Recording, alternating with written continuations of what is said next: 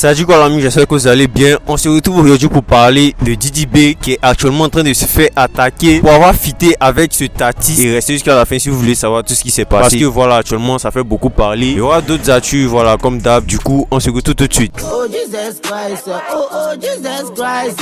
Chaque matin je mange du rice, posé devant l'idée price.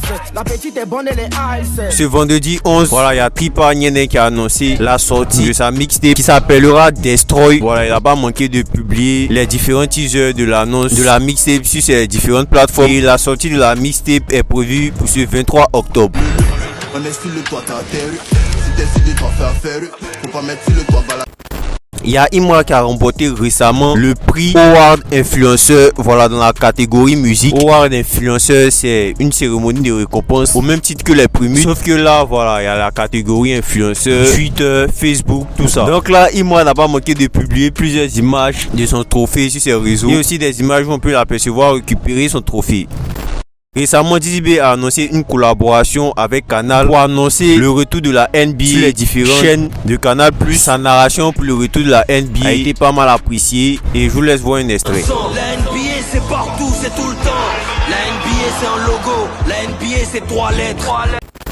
Donc là, actuellement, Didi B se retrouve dans une polémique depuis un featuring qu'il a annoncé avec deux artistes Naija. Il s'agit de l'artiste Naira Marley et d'un autre artiste du nom de Zinoliski. Pour ceux qui ne les connaissent pas, c'est deux artistes nigériens. Voilà, Naira Marley a son label qui s'appelle Marlian et Zinoliski se trouve dans le label Marlian. Didi B n'a pas manqué de publier plusieurs images, voilà, où on peut l'apercevoir en studio avec ces deux artistes. Depuis l'annonce de ce featuring, voilà, il y a plusieurs critiques. La problématique serait que l'artiste Naira Marley a été accusé d'être à l'origine de la mort d'un artiste super connu au Nigeria, Mohbad, artiste décédé le 12 septembre 2023. Pour ceux qui ne le connaissent pas, voilà, il est auteur de plusieurs hits musicaux qui ont pas mal tourné dans le monde et pendant les années 2019 à 2022, il se trouvait dans le label de Naira Marley qui est Marlian et son expérience dans le label s'est très mal passée parce que l'équipe juridique de Mohbad, l'artiste qui était âgé de 27 ans, a expliqué que Mohbad se faisait agresser et tabasser par les membres de Naira Marley et qu'il y avait plusieurs redevances impayées à Mohbad pendant qu'il était dans le label. Ce qui a fait que voilà, il a dû quitter le label et malgré qu'il a quitté le label, il se faisait toujours tabasser par l'équipe de Naira Marley qui n'a pas accepté le fait qu'il quitte le label. Mohbad a même fait un direct disant que le jour où il allait perdre la vie, ce serait à cause de son producteur Naira Marley qui ne faisait qu'envoyer des équipes pour l'attaquer de sorte qu'il ne puisse même plus faire voilà, des concerts et des spectacles sans qu'elle ne soit interrompue.